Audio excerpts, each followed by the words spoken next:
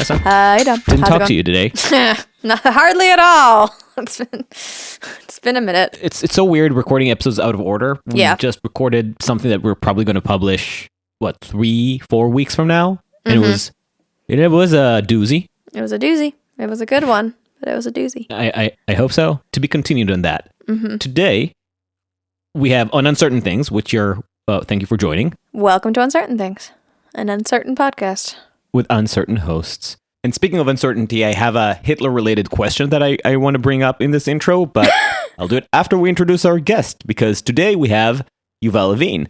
He's a conservative scholar, intellectual, policy wonk, former White House staffer. He founded the magazine National Affairs. He writes for National Review. He wrote numerous books, including most recently A Time to Build, which we'll talk about. And he's, and I hope I'm getting this right, the director of Cultural, Social, and Constitutional Studies at AEI. But what affected me is he managed to take me along with him and to even change my mind on several issues about which I was predisposed to disagree with him. So that's just always mind-blowing to me when people take their role in the public sphere seriously and are actively trying to bring people over.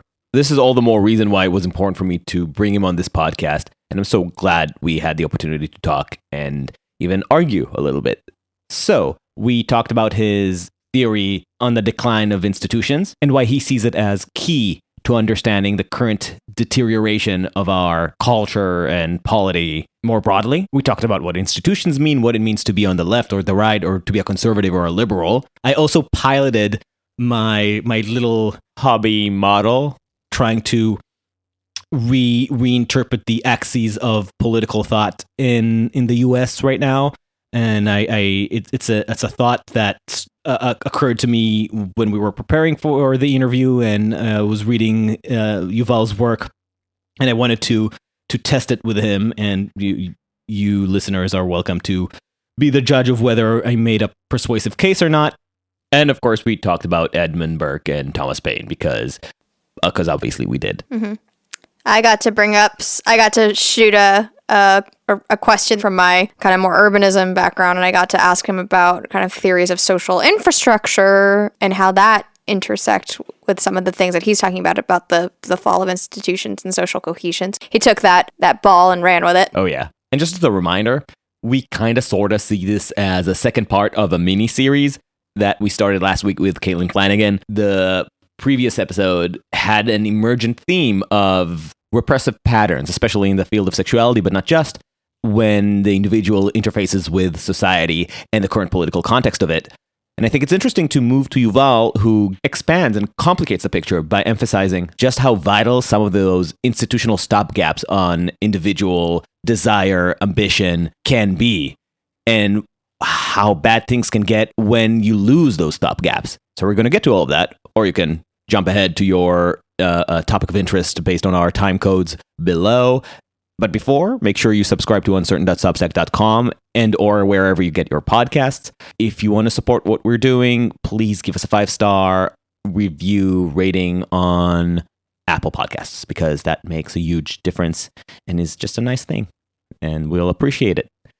Also, you can follow us on Uncertain Pod on Twitter and Instagram and share your thoughts with us, because we'd love to talk. And but there was one thing I wanted to bring up with you at the outset and forgot, and I think it is an important question. Okay. Just something that really bothered me this week, and I wanted to share with you. Oh, okay. When you think about time travel, what's the first thing that you think you should do? When I think about time travel, when the idea of time travel comes up in a conversation, what's the first thing you think you should do? You're expected to say. Which era would you time travel to? Oh, come on, Vanessa, you know this. If you're in, you have the ability to travel to the past. I'll be more specific. Okay. What historical event are you supposed to be? You're supposed to ask about if you're going to kill Hitler or not. Right, exactly. You're supposed to, if you're going to kill... How quickly you're going to kill Hitler if you could travel back in time. Thank you. Yeah. But it's even more specific than that, right? Because it's about whether you're going to kill baby Hitler. Oh, right. Okay, great. So that thought was like one of those shower thoughts that stayed with me for a whole day and I couldn't shake. Why is that a thing? Supposed to be presented as this high-minded dilemma. Will you have the moral fortitude to do what it takes and kill a baby, despite their in this Minority Report situation when the kid is not yet responsible for the crimes of his future self, but you know the consequences, so you have to get baby blood on your hands. Like, why do you need to kill him? Can't you just kidnap the baby? Right. Done. You've probably changed history sufficiently. Right. That, if you haven't fucked it up with some butterfly effect bullshit, probably you've averted the Holocaust. The only answer that I could come up with, and I don't know if you have your own explanation, is that we've imbued the character of Hitler with this supernatural force of evil, of preternatural evil. It's a flip side of great man thing. Exactly. Theory. Yeah. Which means that you won't be able to really eradicate the potential of the Holocaust unless you really kill him as a baby. And let him live in any other circumstances, and he will still find his way like Ganon in The Legend of Zelda. You'll always find a way back to the Triforce and kidnapping Zelda. And it's so stupid because the history itself is, if anything, just a series of the failure of everyone else around Hitler to stop him. It's not about Hitler's brilliance. He was good at manipulating people. He was good at agitation and understood propaganda. But for the most part, it is the constant, punishable pattern of people around him underestimating him. Right. Till the very last second of his ascent, when the government of the Weimar Republic on its deathbed, in its final breath, said, "Let him be chancellor. Don't worry. We got this under control." Which meant it'll be fine. It will be fine. He is just a grunt. We got him under our thumb. That's the basic story of Hitler rolling through history. People just underestimated him. And yet we give him this aura of unearthly evil bubbling from the netherworld, as opposed to just a narcissistic, sexually challenged sociopath with homicidal tendencies that nobody smacked down when they had their chance. We do the same thing with just Nazis in general. It's just like we love to hate them, and so it's like we just like to be like, they are the ultimate villains. Yes. This is what happens when you have a cult, potentially people that would have been good actors, put into a situation where they then become bad actors. And therein exactly is my point in how I slightly am tying this to our conversation. Oh, okay, yeah. Oh, do tell, because I was losing the thread here. In a very tortured way. But the real story of the Nazis is exactly that. It's not the story of pure evil emanating from the earth and possessing the corporeal form of Hitler. It's the story of people failing and then institutions bending to those failures, to those glitches of moral failure. Once the institutions bent, everything else came into place. Because once you had an entire state apparatus working in the service of one person's megalomania, it was so easy to churn everyone else and reshape them in the image of this new corrupt regime. Okay. And with that... Nice. You didn't expect it to go the full tortured circle, did you? With that... Yuval Levin. Hey, Yuval, thank you for joining us. Thanks very much for having me. I think Vanessa and I are both from at least brought up on the, let's say, liberal persuasion. And I think... It's like, this is our confession. It's like, this is how you're starting. And I think you are, like, your writing, your commentaries really made me reevaluate some of my assumptions about the dynamics between what it means to be on the right, on the left, conservative, liberal, and I want to get into those bigger definitional issues a little later.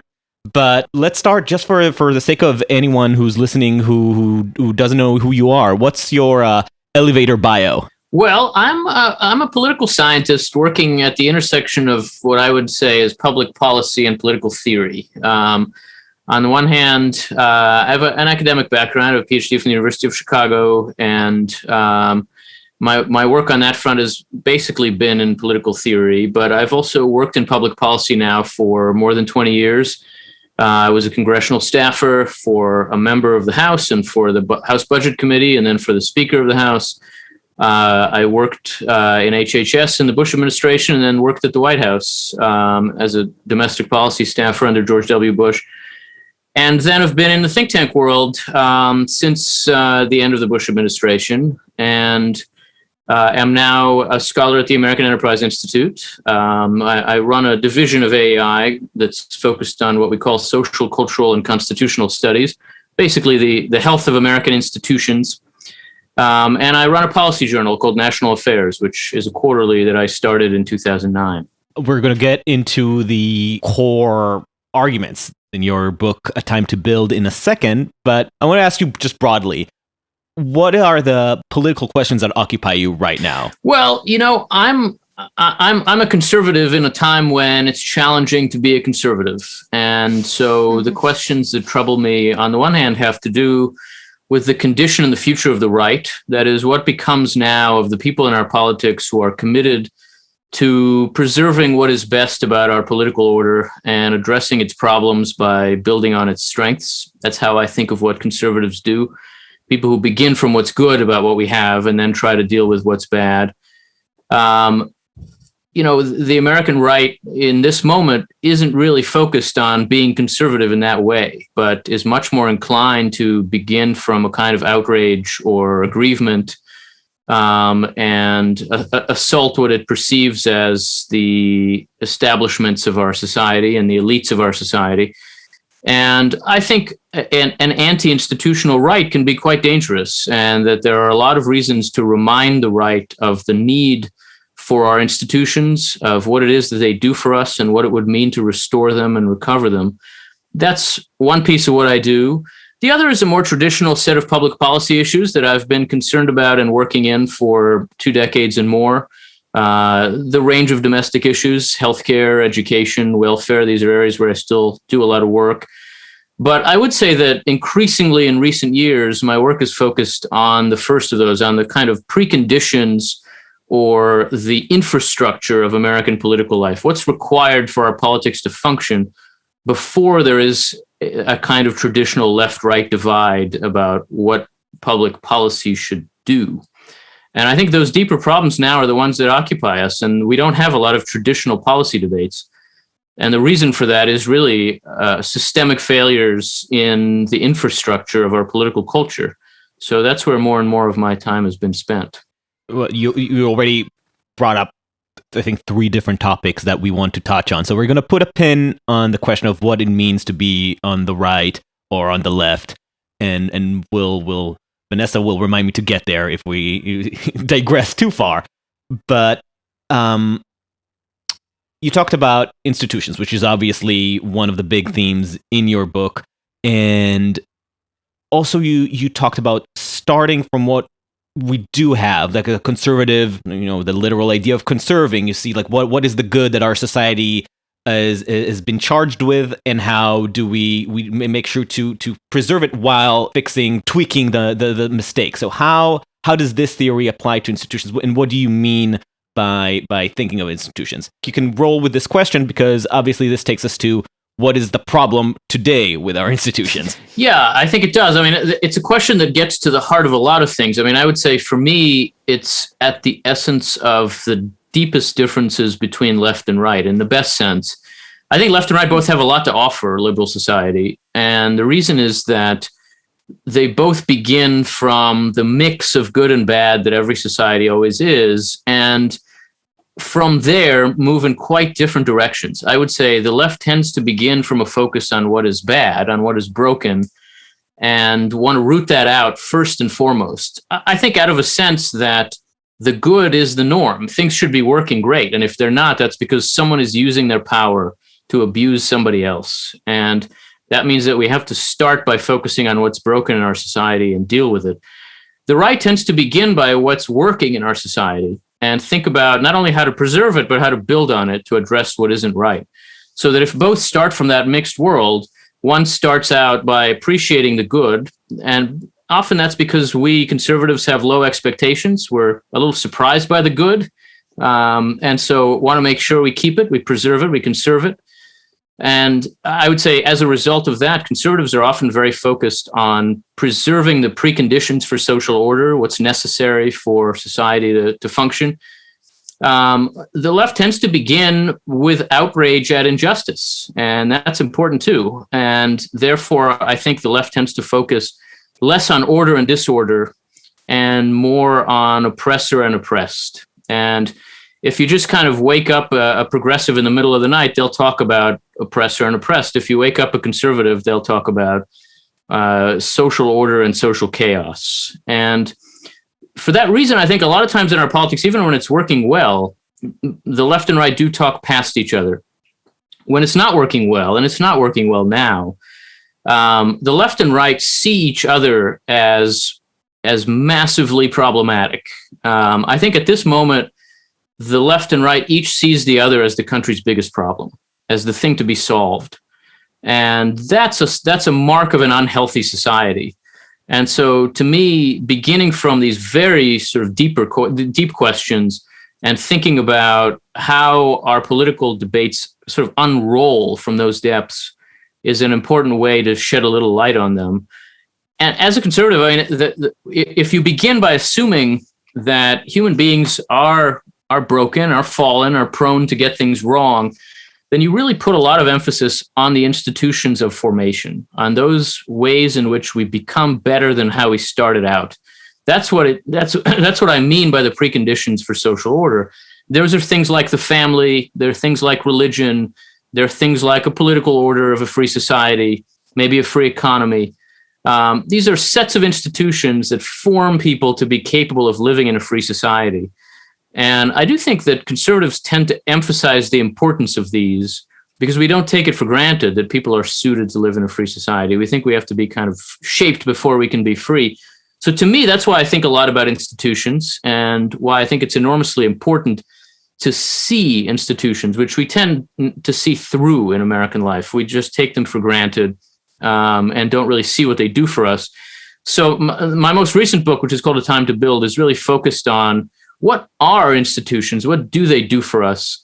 And how are they broken now in ways that leave our society broken? Because I think that without seeing things in institutional terms, it can be very hard to understand this mix of problems that we have that just seems so widespread and so profound that it's very hard to imagine what we might be able to do about them. It's so I think the emphasis on institutions seems to me something that exists very much on various forms of the left as well, because Yes. There's an emphasis on things are not merely a story of individuals interacting, but also an individual interacting with a system or with government, which is also a form of institution, and the local institutions, and then zoning in on the injustices in them. Yes. And that they need to be fixed. And because those are institutional problems, they cannot just be remedied by a person-to-person apology or remorse. Yep. This is where the difference that you've pointed out between the conservative sentiment and the liberal is that, if I understand you correctly, the pessimism of the conservative makes them more inclined to cling on to institutions when they work and say, don't be too quick to change things. You don't know what you're going to get on the other end. Whereas Exactly. the liberal is, to be overly simplistic, man by nature is good. The corrosive turpitude of our current moment is the result of some moment in history where things gone wrong and we need to correct for that. Yeah, I would say that's right. I mean, it's not that people on the left don't think about institutions, but they tend to think about institutions through the general lens that they apply to everything else, which is to say, to see institutions as sources of oppression and therefore as objects for liberation. People on the right do the same thing. We see institutions through the lens we apply to everything else, and so we tend to see institutions as sources of social order. And that leads to different attitudes about institutions. The trouble is these views are both correct. Institutions obviously are sources of oppression, and both in a very general sense that they limit our freedom, they impose certain kinds of hierarchies on us. Also in some very particular senses, right? I mean, in American life, the term institutionalized racism is not a metaphor, right? I mean, it's a real thing. And it's a reason to be wary of institutional power. And yet it's also true that institutions are sources of social order, that they are the way in which people without power can have their rights protected, can have their interests served, so that it's especially the people who don't have power who need functional institutions. And so in that sense, a lot of the debates between left and right can sort of be translated into debates about what our institutions do and what they're for. And I think it's important that at least some of our debates happen in those terms, because so much of what is broken down, if you think the troubles of our society now look like polarization, look like alienation, look like a crisis of loneliness and isolation, a lot of that is a breakdown of institutions. It's not just a breakdown of kind of individual connectedness, but of the structures of our social life that hold us together. So this is a time when we really have to struggle to see those structures and understand them in their own terms and look past the individualism that's so defined our politics now, left and right, for generations, for 2 or 3 generations at least. Right. So for people with a liberal attitude, when you say we're losing the family structure, the unity of the family structure, we're losing institutions like religion and church, you are scratching sore points that are likely to provoke antagonism. Because these are institutions that in the liberal mind are deeply associated, for good reason, with oppression and did not accept differences, because I guess that's the nature of an institution. That's the restrictive aspect that, to put it more agreeably as you do, mold the character of people, right? Right. But you do that by restricting, by drawing a line that you're not allowed to cross. So how do you make this pitch about traditional institutions to, say, a gay person who until 10 years ago still had to go to war with friends and governments to get a marriage license, and with many of them still clearly with memories of how they had to hide their nature exactly due to those institutions, the church, the family. How do you speak to somebody like that and tell them, the collapse of those institutions that have historically oppressed you is actually a bad thing? Yeah, I think that this is a very good way to put it. Mold can sound like a nice word, but it's not always nice if you're the thing being molded, and if you're being forced into a shape that you don't want your shape to be. So there are certainly times in American life, I would say, that we could point to where the trouble that our country faced looked like an excess of institutional strength. America in the middle of the 20th century, on the one hand, if you look at it as a kind of communitarian, as I do, it was a time of very strong social cohesion, very high confidence in institutions, a sense of national purpose. At the same time, though, it was a time of intense institutional strength in ways that felt to a lot of people in American life like pressures to conform. And if you look at the culture of that era, it is a culture screaming against pressures to conform, left and right. By the way, it's not just the sort of culture of the James Deans in the 50s and the hippies. If you read the opening editorial of National Review, the first issue, 1955, which when people remember it, it's because it talked about standing athwart history, yelling stop. Most of that editorial was about resisting conformity, the power of bigness. If you take an average Martin Luther King sermon from the early 50s, before the real rise of the civil rights movement, a lot of what he talked about was the danger of bigness, the danger of these forces of conformity. And of course, social cohesion often is exclusion, right? It's great if you're in the mainstream. It's horrible if you're not. And so from that period, we went through a long process of liberalization. Social liberalization on the one hand, greater diversity, more choices, more options, be yourself, and economic liberalization on the other hand, more consumer choices, more of a market orientation for the economy. I think both of these did a great deal of good for our society. They both also come at some price, and it's especially a price in cohesion, right? The cost of it looks like inequality. The cost of it looks like failures of a failure to identify with the larger whole, what we think of as alienation now.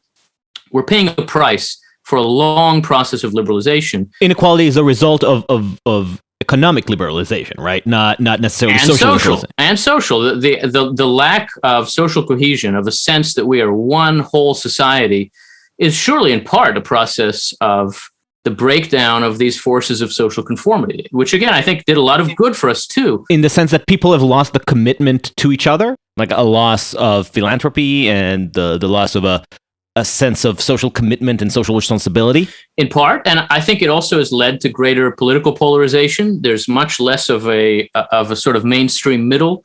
What has happened in the course of this liberalization is that you went from an intense consolidation in the middle to two consolidated poles at the ends. That's what economic inequality looks like. That's what political polarization looks like. That's what happens when a consolidated society deconsolidates. It's not just diversity in all directions. It tends to be polarization. And again, that's in ways of life. The difference between people with a college degree and people without a college degree creates basically two ways of living in America that are increasingly distinct from one another. You see the same thing happening in political opinions, where there's just much more cohesive left-right differences now than there were 2 generations ago in America. And I think now we're entering a phase where our politics is looking for solidarity again, where rather than left and right arguing about who owns liberty, they're also each in its way trying to find forms of solidarity.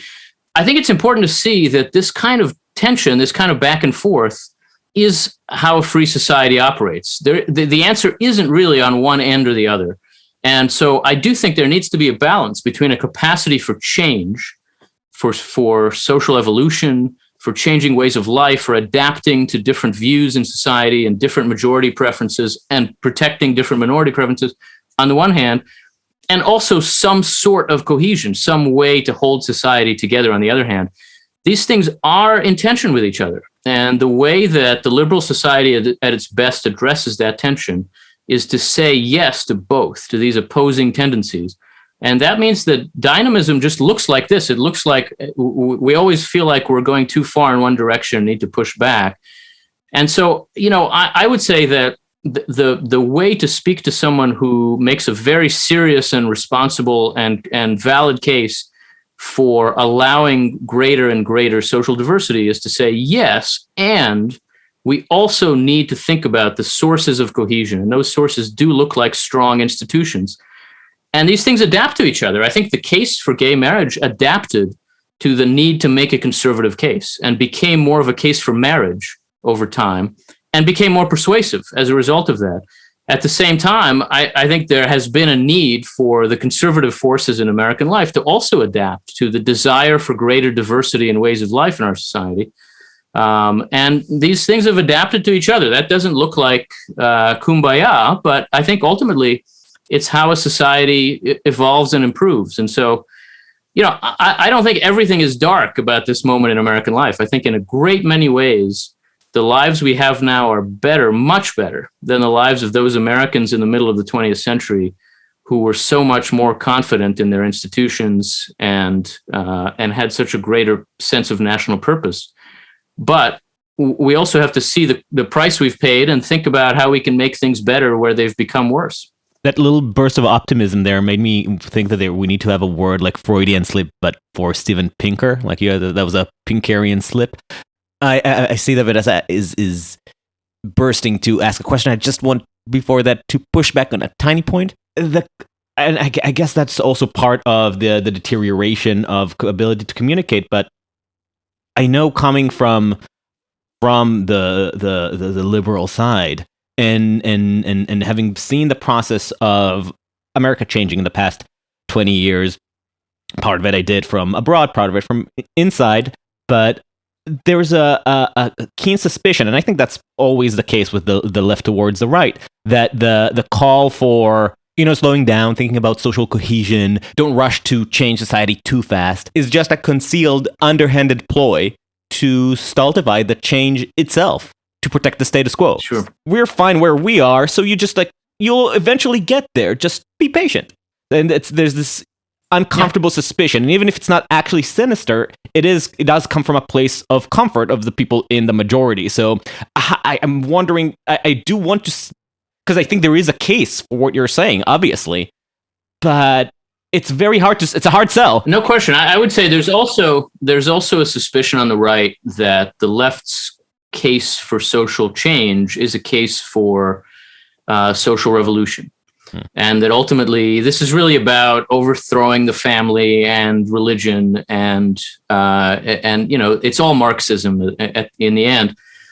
And, at some level, at some margin, that's true too. But I think it's not true fundamentally. And the fears that the left and right have about each other, both of which have been really sharpened and exacerbated in recent years, are not entirely unfounded, but they stand in the way of a politics of accommodation, which is ultimately what a democracy needs to be.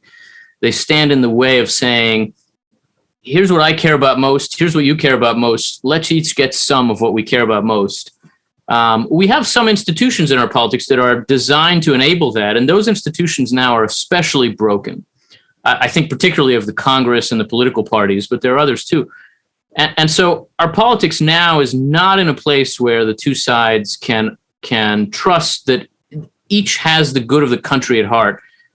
You can't see the other party as doing what your party is doing, which is arguing for what would be good for everyone. And instead, you think the other party is arguing for what would be good for itself. And the arguments that it makes are especially hard to trust when they seem attractive, right? When they seem like maybe there's something to them. Because surely there's that sinister edge, there's that sinister bottom. I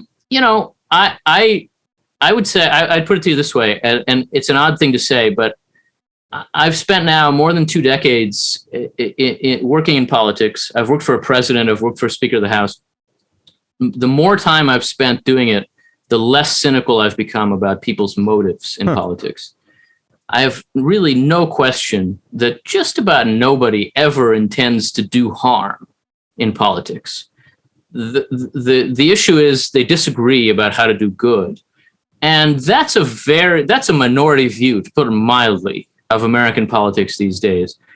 I think that if you can see that fact, and when you really think about it, it's pretty clear that people don't really wake up in the morning to hurt somebody else. Rub their hands together. And yet very few of us really believe that about the other side. I think seeing that is the beginning of a politics of accommodation. And I do believe that. I mean, I'm a conservative, and yet I have no doubt that the left in America is well-intentioned. I think that puts me in a minority. Maybe I'm wrong, but it seems to me that our politics now is not driven by that premise, by that sense. Oh, I definitely want to destroy your bourgeois values. So, yeah, I guess I have a couple questions. I don't know how much time we'll have to get into them, but one of them is a much more like just making sure that I'm like following the thread and understanding what happened, I guess, in a nutshell. Like you talked about the mid 20th century as a time of kind of incredible confidence, and now we are at a point where confidence is at an all-time low. And so I'm trying to kind of unravel like what were, I think perhaps you were talking about the preconditions, like what were the preconditions that have led us to this moment. I just want kind of clarity on that. And then if we have time, I'm going to ask you a weird question that comes from my urbanism background, which I don't know. Well, I'll throw it at you later and see if it goes anywhere. Well, so I mean, on how we got here, I wrote a book in 2016 called The Fractured Republic, which, because it was written before Trump, feels now like it was written, before Christ. But Yeah.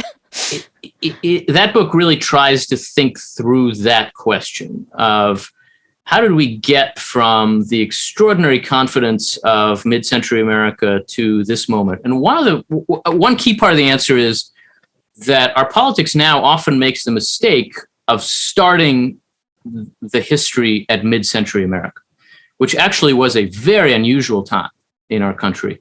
Coming out of 2 world wars and a depression, the level of self-confidence, of cohesion, of trust in institutions was very, very unusual. America, for most of its life, has been more like this than like that. At any point in the 19th century, if you looked in on America, trust in Congress would have been like a joke. The idea that people should have confidence in large corporations would have been preposterous. The America of the middle of the 20th century had unbelievable confidence in large corporations and in large things in general, in the capacity of government. So one part of the answer is that moment was the strange moment, more than this moment.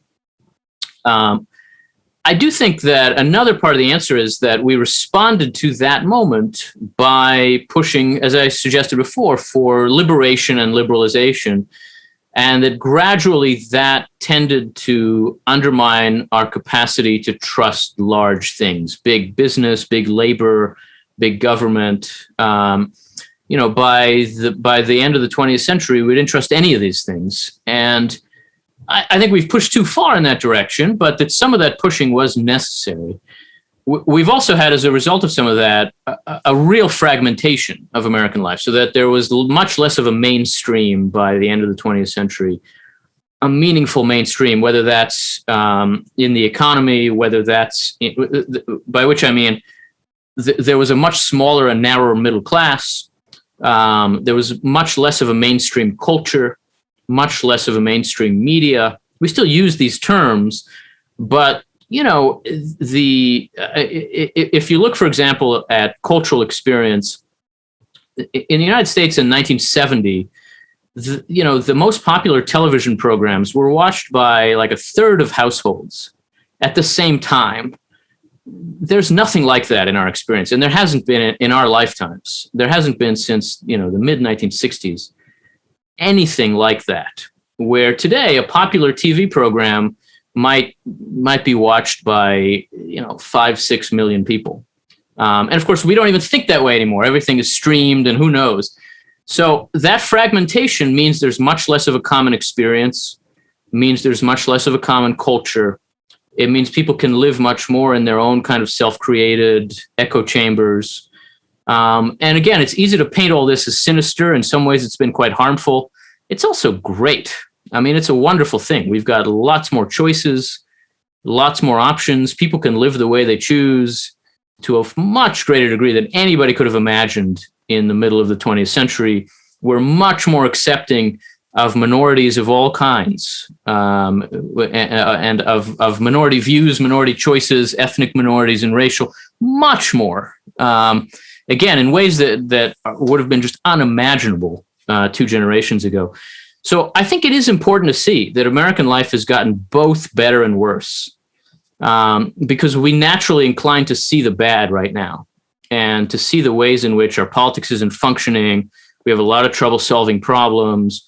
We can't do big things as a country. All that's true.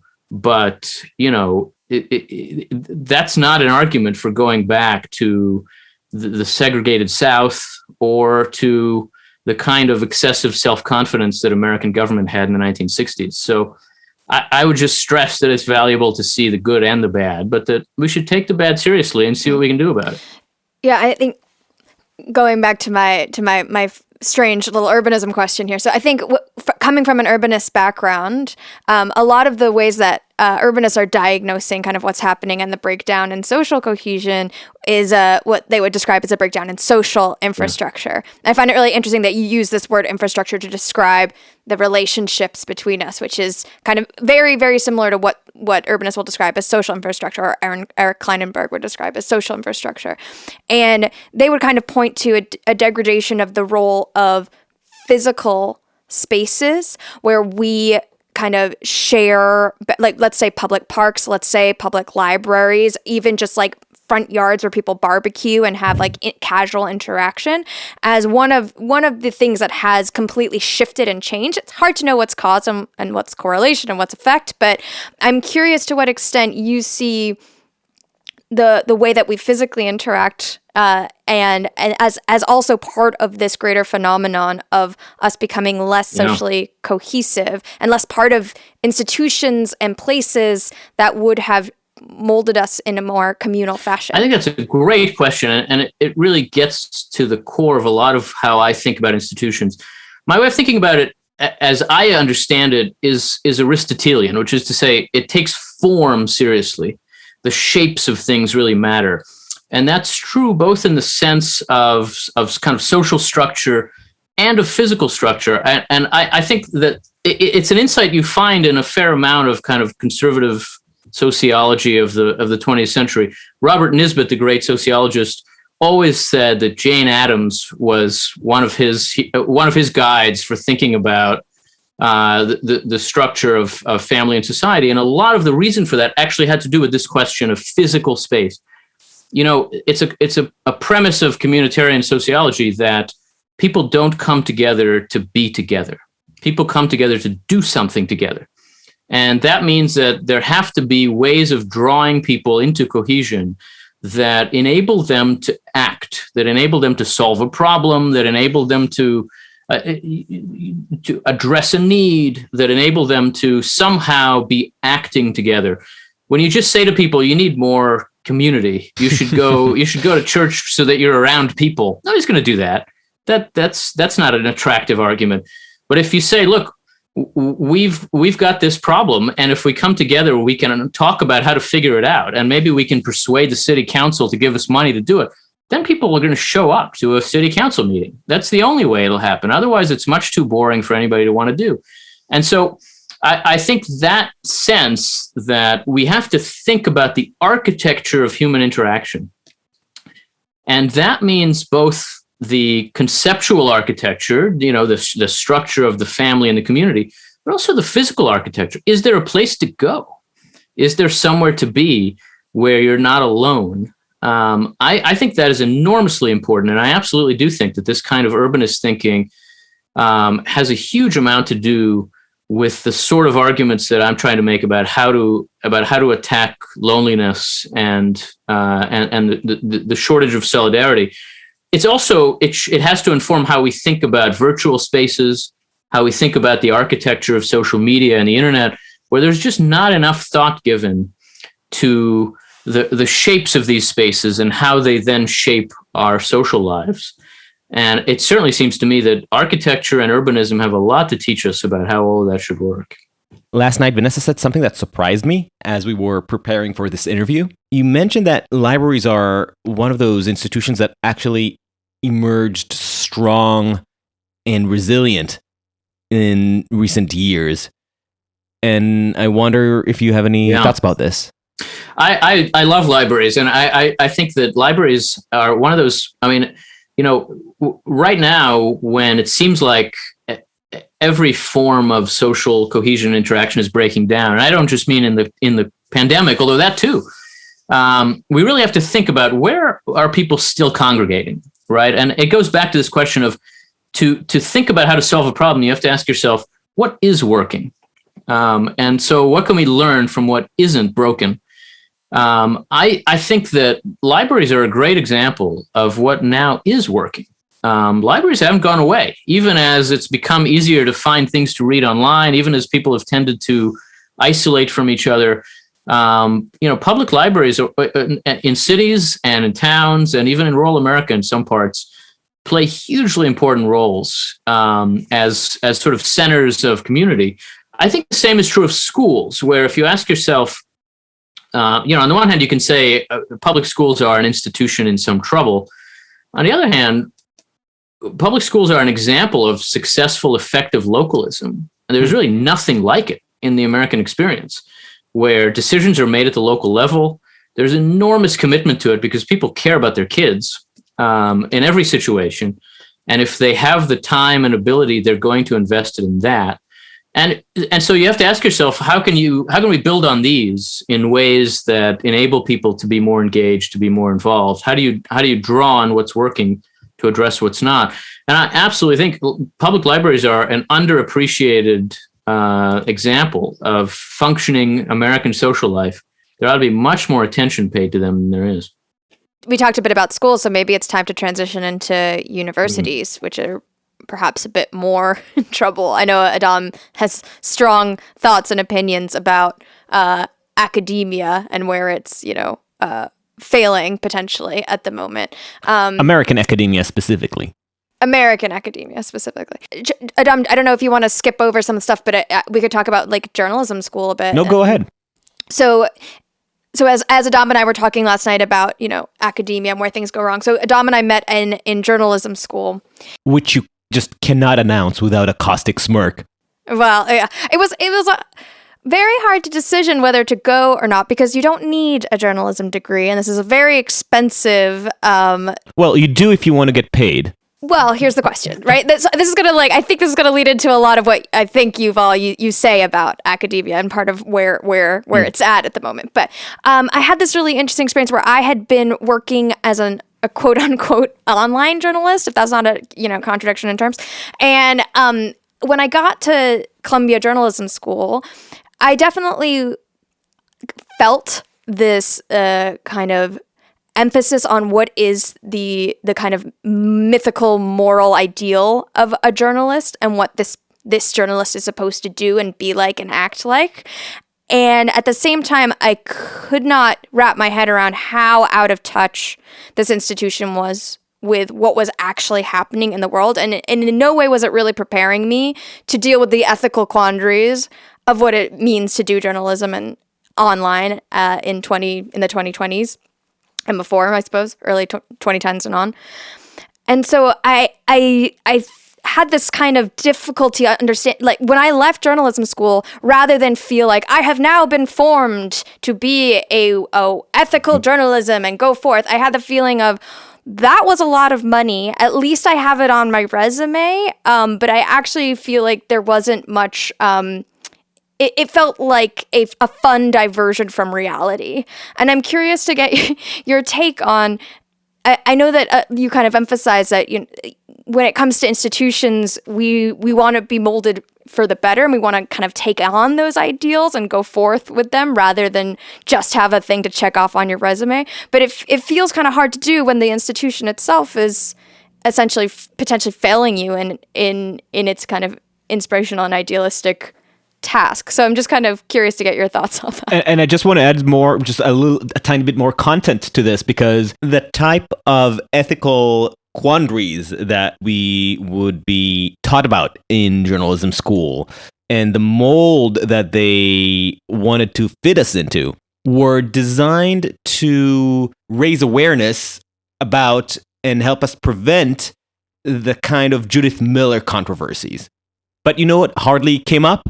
Just how fucked up the industry is on an institutional level right now. They didn't say, hey, the incentives are so fucked up right now that when you go out, you're going to find yourself borderline plagiarizing content with what people call aggregation in the notorious Huffington Post jargon, but which is now something that everyone, including the New York Times, is just doing as part of their quote-unquote journalism.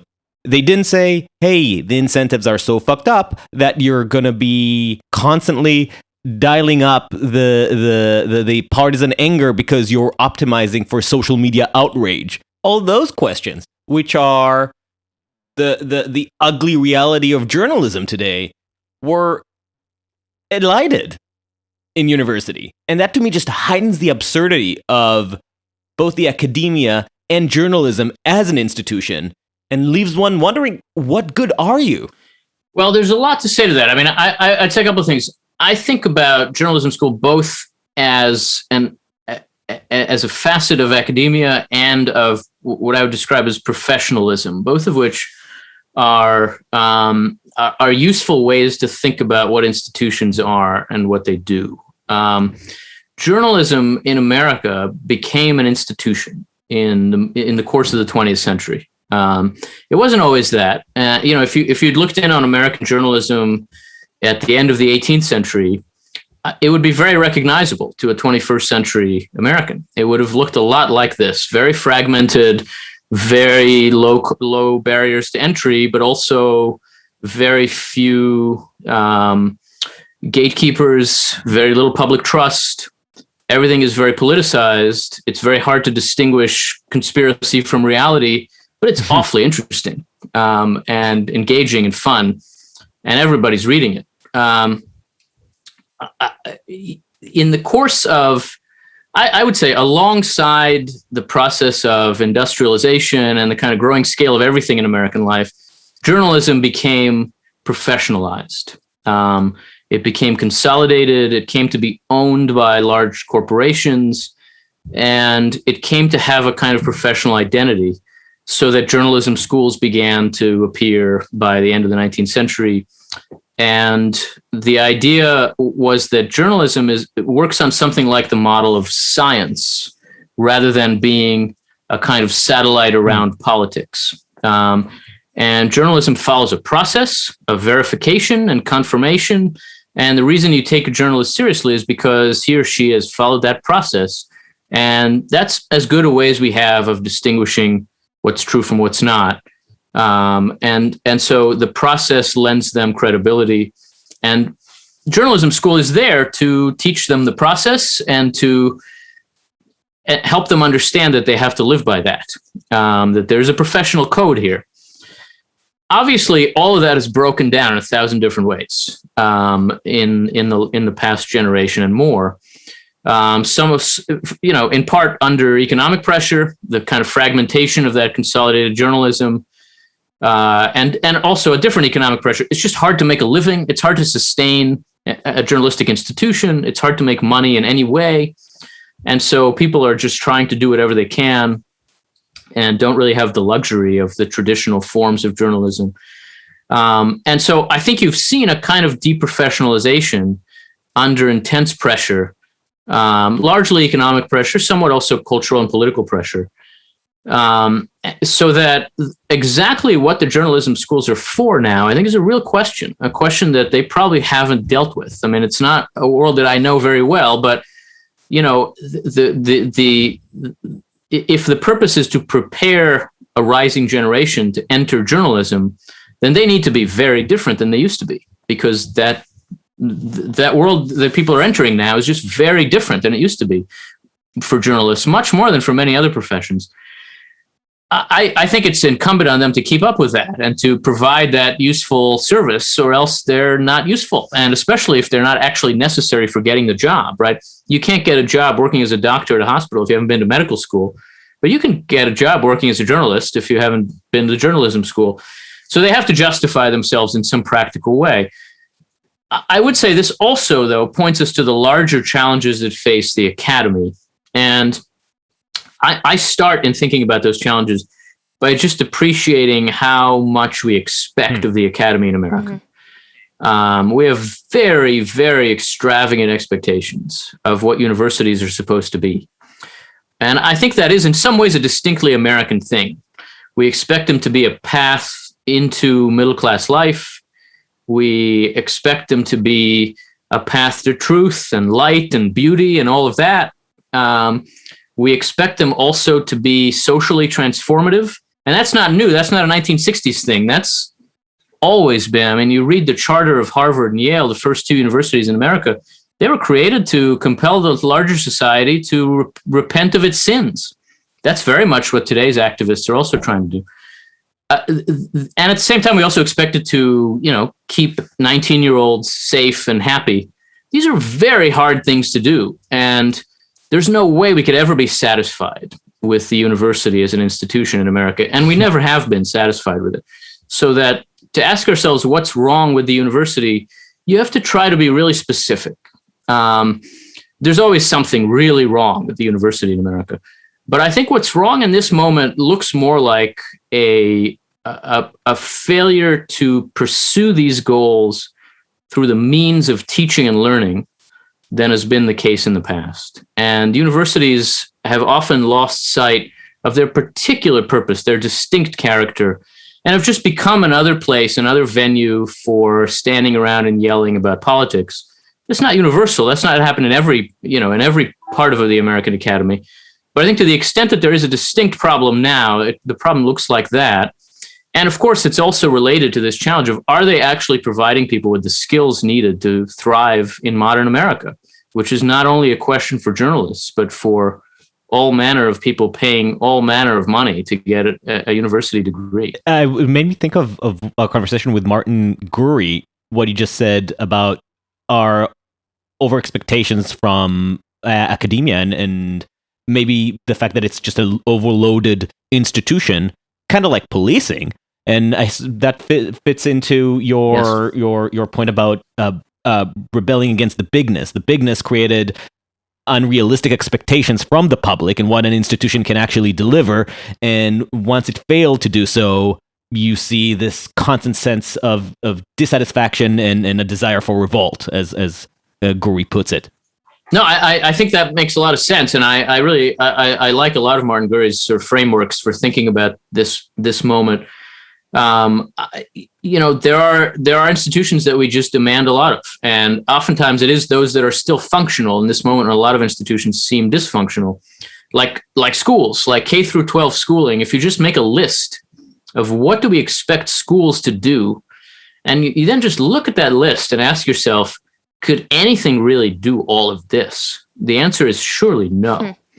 And, especially in a time when a lot of what we expect of it are things that families should do, that community should do, that, all manner of just a healthy society should do.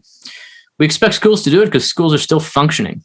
I think the university in some ways has a different problem, that we've always expected the university to do just an amazing range of things that has meant that Americans have just always been frustrated. I mean, why was Yale created? Yale was created because the very small little world that was sending its sons to Harvard concluded that Harvard was terrible. And it happened like within 20 years of Harvard being created.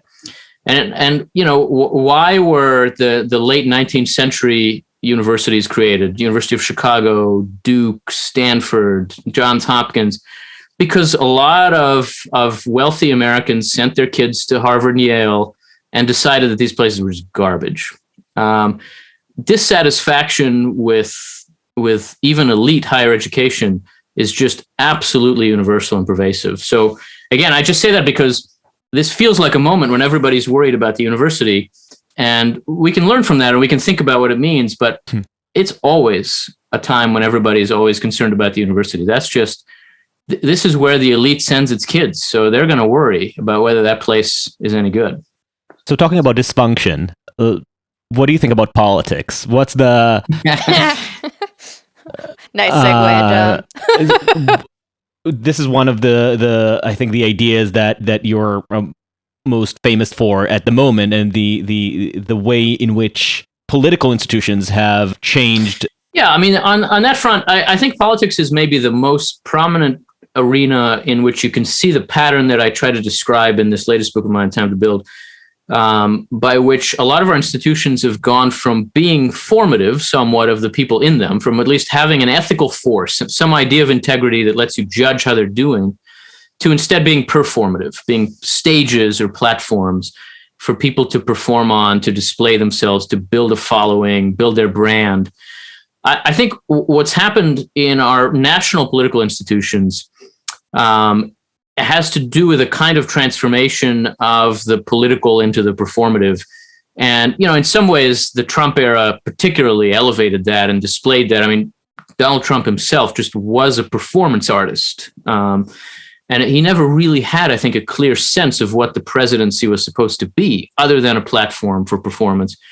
And he was never formed by our political institutions to have any such sense. He's the only president we've had who hadn't had an elected office before, or been in the military, or served in some other high capacity in government.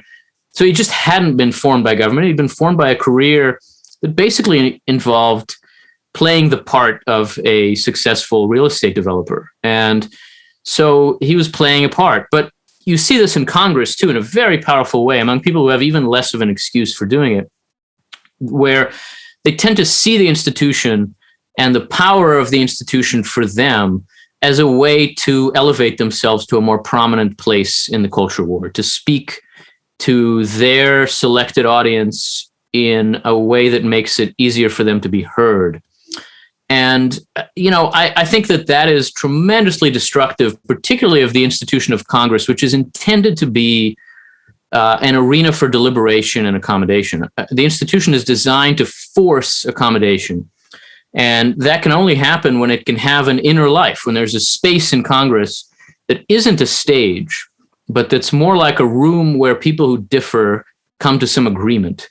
And Congress just has fewer and fewer spaces like that. Everything has become a performative space, and everything is done for cameras. And the work that only Congress can do, which is this work of accommodation and bargaining, just isn't being done. And it's not going to happen anywhere else. Courts aren't built for that. That's not their purpose. The executive branch isn't either. And if Congress isn't going to do that, then no one's going to do it. And what does politics look like when no one is engaged in that kind of work of accommodation? It looks like our politics now. As somebody who's had a hand in both the real work of politics and from the outside as a political theorist, what's your prescription for Congress to try and fix itself? And do you think it's realistic in the near future? Yeah. I mean, I think you have to begin by thinking about the incentives that confront the people in Congress, right? These men and women are not stupid. On the contrary, they're also very ambitious. They want to succeed. And the question is, what does it mean to succeed? Right now, what it means is to be a prominent figure in the culture war or in the kind of entertainment universe around our politics. That's actually what it means to succeed, so that they are succeeding. The Matt Gaetz and the AOCs and others who do a very good job of using Congress to build a following, they're not failing from their own point of view. They're failing from my point of view because I think the purpose of Congress is, as I say, to enable compromise and bargaining and accommodation. So in some way, the incentives that they confront have to point them in that direction. I think that points to a few sorts of reforms. One is a set of electoral reforms. I think, for example, that the primary system as it exists now drives things in this direction, and that more open primaries that don't just attract the extremes of each party would be a little more likely to drive people toward a politics of bargaining and accommodation, because they'd be trying to build bigger tents. I also think that some electoral reforms like ranked choice voting, multi-member districts in Congress would be much more likely to advance the development of meaningful factions within our two big parties. These ideas often are understood as sort of left-wing ideas. I actually really disagree with that. I think as a practical matter, first of all, they would help the right more than the left, because there are more of these kind of locked away voters. There are a lot of Republicans in California. They just never win elections, but there's more Republicans in California than there are in the South.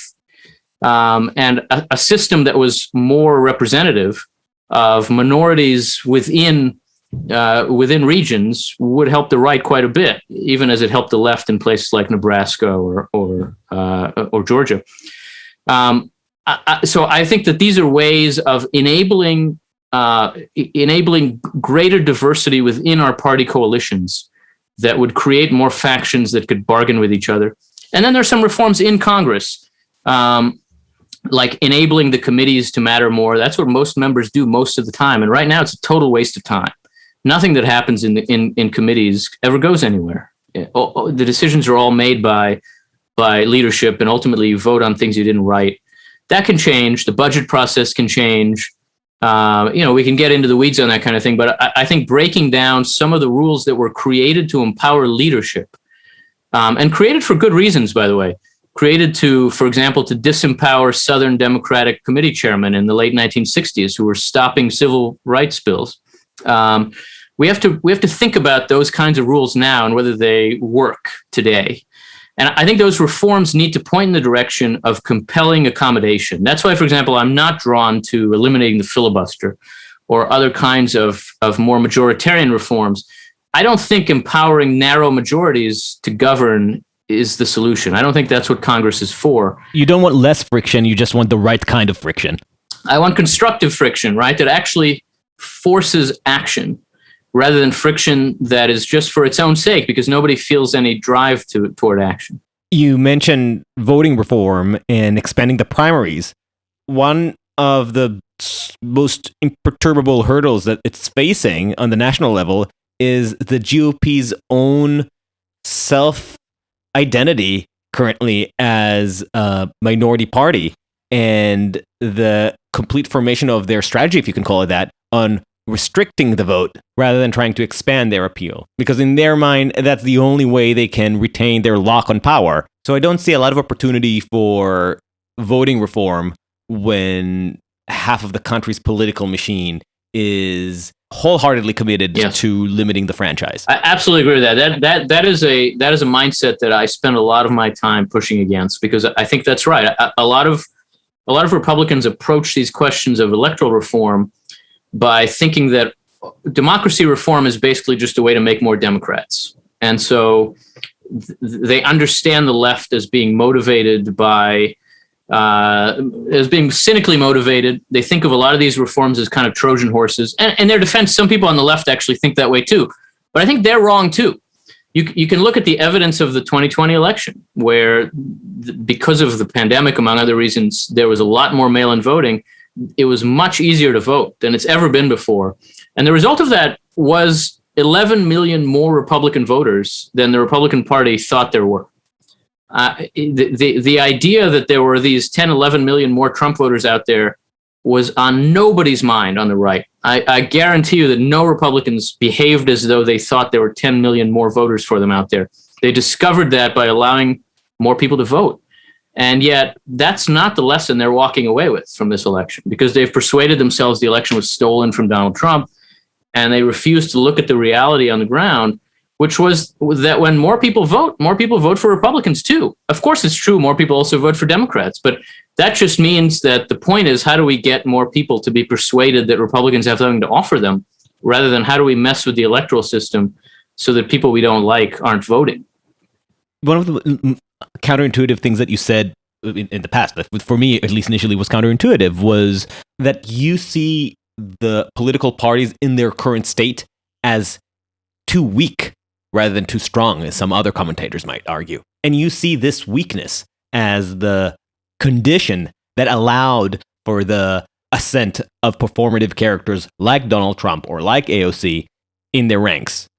The parties no longer have the power to mold the candidates in their image and groom the type of politician that would seek to govern rather than just seek a soapbox to stand on. But then you suggest expanding the primaries, which to me seems like it will further weaken the parties. Is that because you view the parties at this point as sclerotic beyond hope? Carcasses that need to be disposed of before we can actually relaunch? Well, not exactly. I think the parties need to think anew about what their purpose is. In a sense, the purpose of the parties is to form and frame the political arena in American life. The parties are repositories of political professionalism in a politics that is otherwise amateur. And that means that they do have a role in selecting candidates for office. But exactly how that works has been very badly deformed by a set of reforms that both parties have been party to for a long time now, since the beginning of the 1970s. And their purpose was, in some ways, transparency, in some ways, campaign finance reform.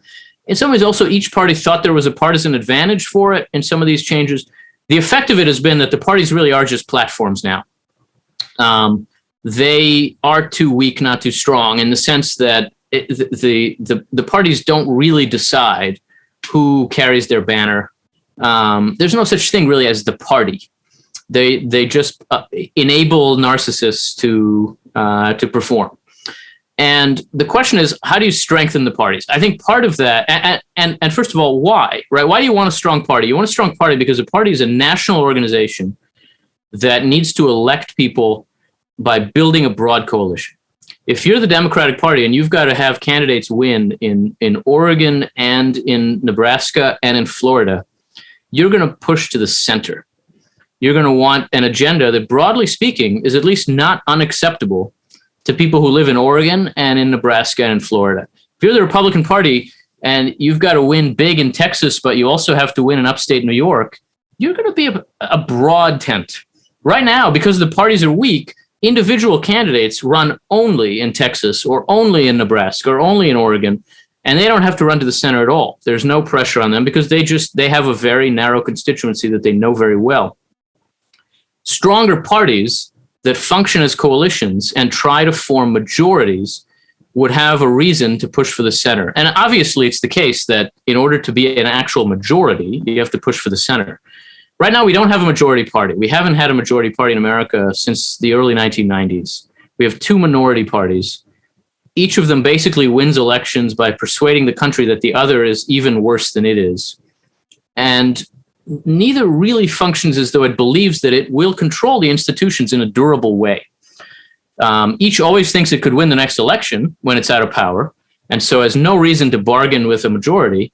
Right? Republicans right now are saying, look, we're going to take the House back in 2022, and they probably are. Tattered as the party is, they probably will take it back. And so they're just waiting. They're not engaged in governing with Joe Biden. They're sitting around thinking about what they're going to do when they win again. And that's what Democrats do in the minority. And in the absence of a real majority, both parties are thinking about how to get their base out so that they can be a big enough minority to be a little larger than the other. The failure to think about how to form majority coalitions makes our politics more polarized. And I do think that requires stronger parties. I don't think now that can be done by going back to the pre-primary days. It just, you can't make the case for that candidates should just be chosen by sitting elected officials. Honestly, I think it would be better, but good luck. There's just no way. And you have to be realistic about what the public will tolerate. I think an open primary allows the party as an institution to make a decision about who to endorse. And in an open primary, people don't run necessarily as a Democrat or a Republican to begin with. And the party, not through a primary process, but as a repository of expertise and professionalism, can decide that in this election, our candidate for this Senate seat in Alaska is Lisa Murkowski, right? I say that because Alaska does have open primaries. And that is how that happens. And Lisa Murkowski is a centrist in a state that isn't really all that centrist. And that's in part because that system produces candidates who are inclined to seek for the center. And so I think it would be better. It wouldn't be better than genuinely strong parties, but this would make them a little stronger in a way that I also think is probably realistic. Which I think takes us to the bigger question, and I keep asking about the right simply because that's where you belong. But I think it's true that a lot of the things that you're saying definitely applies on the other side. But from your perspective, and this is kind of the question that you started with, what does it mean to be on the right anymore, or to be a conservative for that matter? Yeah. Well, that's a challenging question now. And I think the right and left both go through these periods when they have to ask themselves that question. But this is a particularly difficult one because, frankly, just of the Trump era and of Donald Trump and of the way in which the American right came to not only accept and select Trump, but really adopt and embrace him. I'm a conservative who didn't do that. I didn't vote for him, and I don't support him, and I never thought he made sense as a national leader, and I thought he was a terrible president and a terrible human being. And actually, stay on this, because I assume that a lot of people from the left who would hear you say that would say, well, obviously, this is your first step into your liberal awakening. But what it is from your perspective? Not. I mean, I rejected Donald Trump because I'm a conservative. Exactly. So that explain that. I mean, first of all, to begin with, I think Donald Trump presented himself and was in a lot of ways an enemy of American institutions, as a person who attacked the legitimacy of all of our core institutions from the beginning, well before the January 6th and all of that, well before he was elected. He presented himself to the country by offering an argument that said our institutions are all corrupt, the people who run them are all cynical and corrupt, and they need to be burned down. We need to drain the swamp, and that's it. Now, there's certainly corruption in our institutions. There always is, and there is today.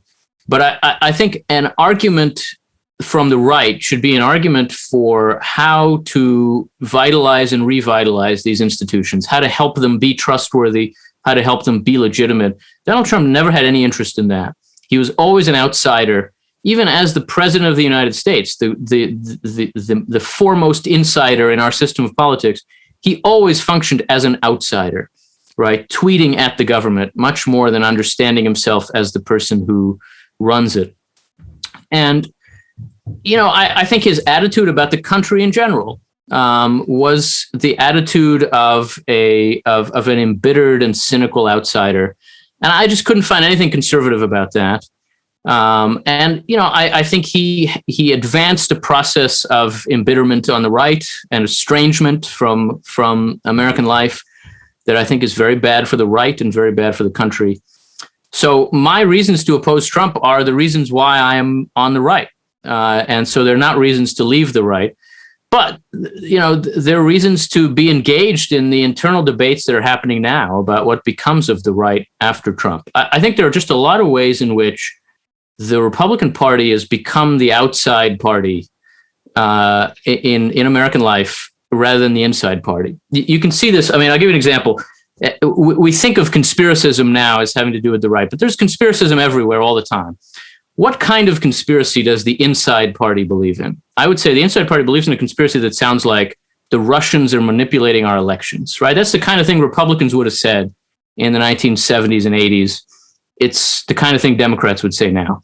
The outside party believes in a conspiracy that sounds like the elites who run the government and the elites who run the big corporations are conspiring together to secure their power and screw the people. That's what the left would have said in the 1970s and 80s and 90s. That's a kind of Michael Moore conspiracy from the 90s. But that's what the right says now. It would be very out of place on the left now. I think there's been this kind of switching of roles in a way that is distinctly bad for the right. An anti-institutional right is not healthy in a democracy. And I think the American right has to recover its appreciation for American institutions and its commitment to them. And that's the work of the coming years. I also think that can be politically advantageous work, that kind of argument can be more appealing to the kind of coalition that Republicans should want to build. But that's an open question. And a lot of people who actually have to run for office clearly don't think so or have come to a different view. So this is a time when we'll see some very some very lively debates on the right about what the right means. And so it's a time to think about fundamental questions, the kind of questions that, are sometimes easy to ignore. In a moment like this, are impossible to ignore. What do you say to people who see the force that Trump brought to the Republican Party as confirmation of their suspicions of the right? That the majority of the American right is not driven by your Burkean dependence on institutions, but on a desire to see, America reconstituted as a hyper-nationalistic, hyper-religious society that caters to the grievances and aesthetic preferences of just one side in the culture war, with all the exclusionary tactics and repression that it implies. I think this has been a period of corruption on the right and corrupt leadership on the right, and it's simply the case in a politics like ours, especially in a two-party politics, that the large kind of coalition of the party does follow its leader, so that a corrupt leader does create a corrupt coalition. I don't think that means, therefore, that the American right is fundamentally about Trump's corruption or has always been just waiting for a Trump.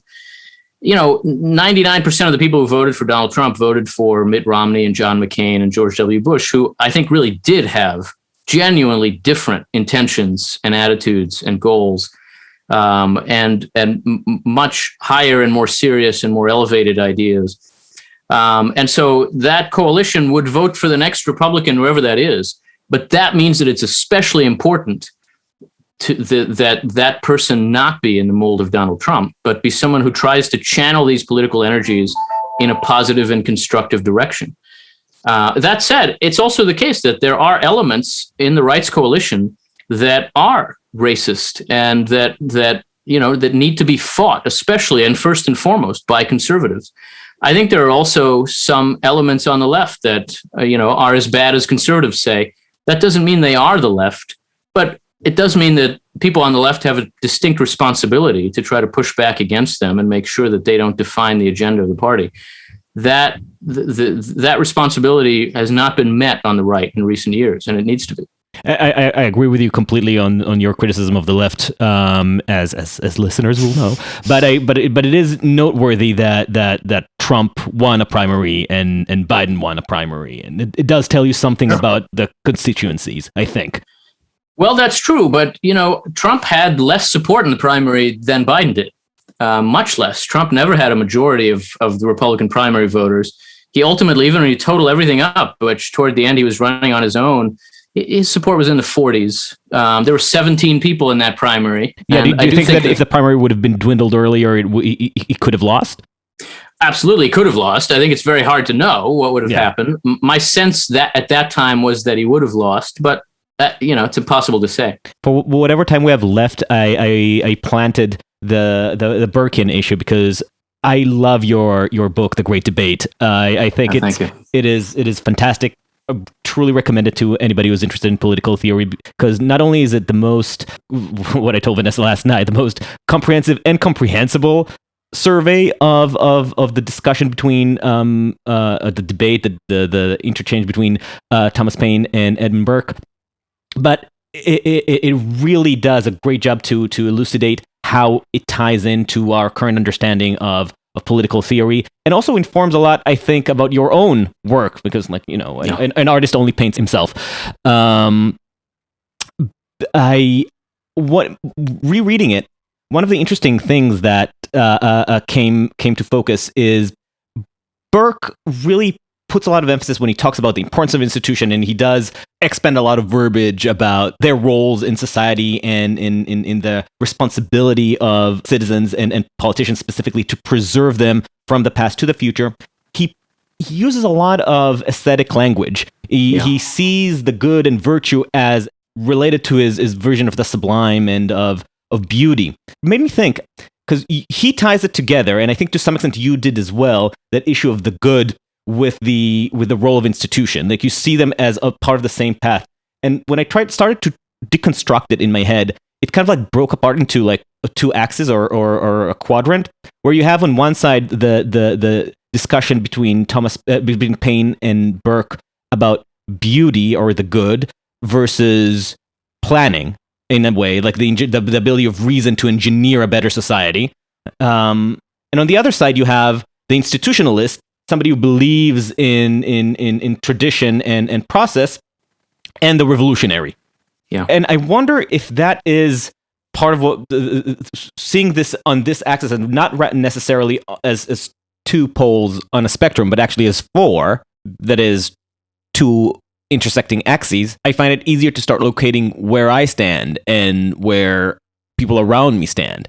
So like Burke, I assume that you would be on the quadrant that combines, on one hand, the institutionalist and the aesthetic interpretation of morality, seeing human good as tightly connected with our concept of the sublime and beauty. I'd say I'm probably also an institutionalist when it comes to that axis. But on the other one, I get more wary about giving too much political credence to our feelings of beauty and aesthetic sentiment, and am much more drawn to believe that we can strive to improve and refine our society through rationality, through some limited form of planning and engineering. Whereas Trump takes the idea of the beauty of the aesthetic, or at least appeals to it for a lot of the voters, because he touches some aesthetic force when it comes to immigration or the culture war. So on some of his moral foundation, you might say, it's funny to say moral foundation regarding Trump, but on some of this moral foundation, it seems more akin to Burke. But then in the method, he's completely revolutionary and anti-institutionalist. So I'm starting to wonder if viewing it through these two different spectrums helps to grok out the complexities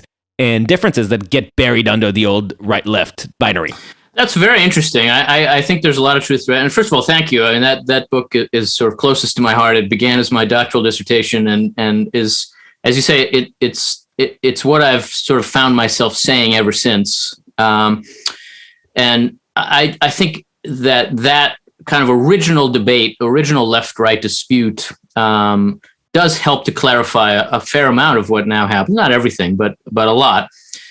I think that there is an inherent connection between Burke's emphasis on the aesthetic side of politics and his preference for evolutionary rather than revolutionary change.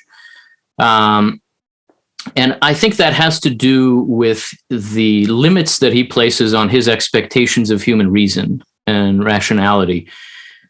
He has more of an artist's view of how we can access the truth. And an artist, as opposed to a scientist, say, he doesn't think that you can get to the truest things methodically and in a way that is sort of clean and clear and absolute. He thinks rather that you get it through the experience of life by taking seriously the beauty of the truth, and by taking seriously evolved forms that exercise some power over you that you can't entirely articulate. I think there's also a lot of coherence in the opposite view that Paine expresses. Thomas Paine has no patience for any of Burke's talk about beauty. He thinks it's all an excuse for despotism.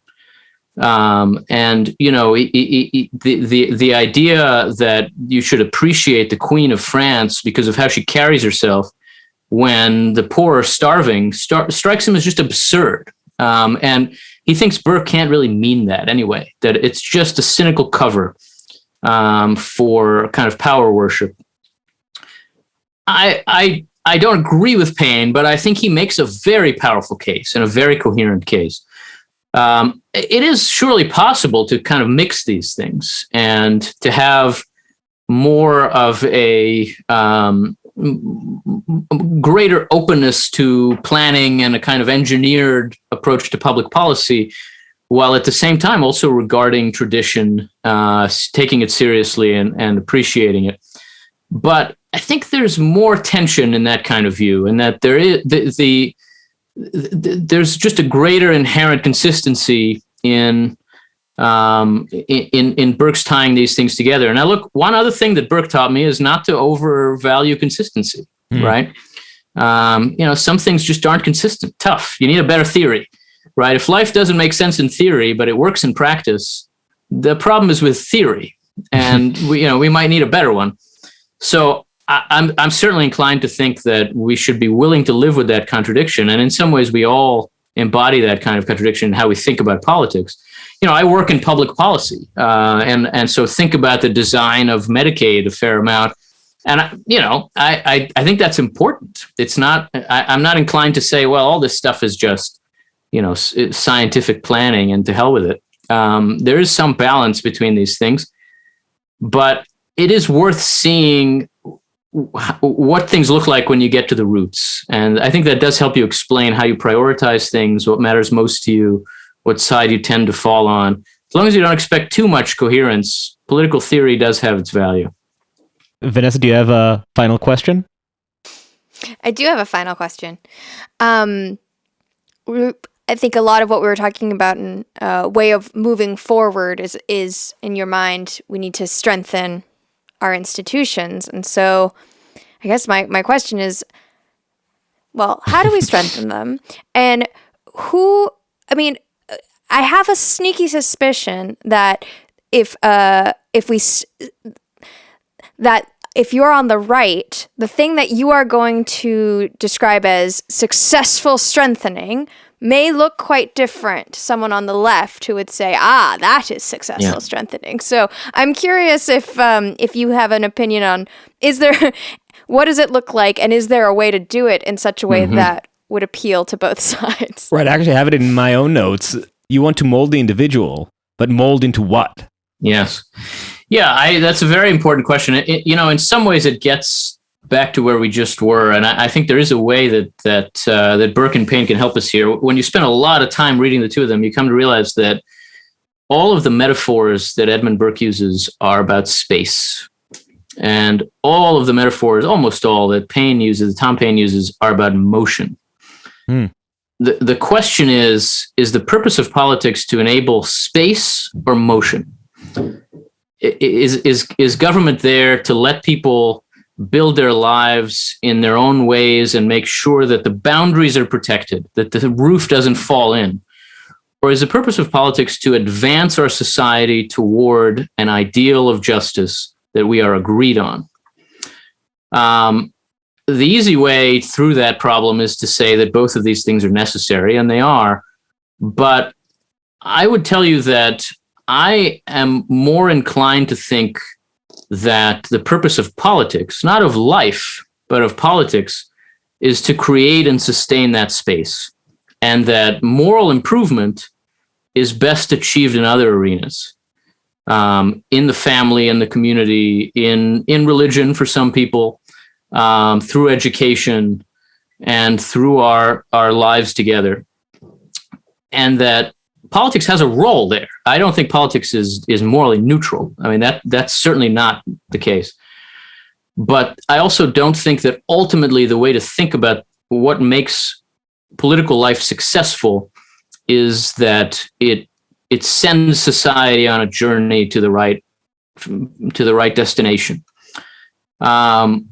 So to me, what successful formation looks like is that it forms the individual toward a kind of moral outlook that recognizes the limits of human nature, that recognizes that we all need formation, that we're all imperfect, that we all begin in a place that isn't ideal, and that we all can improve, that we owe each other something, that every human being has basic dignity, basic rights, and that in these crucial ways we have to treat each other as equal.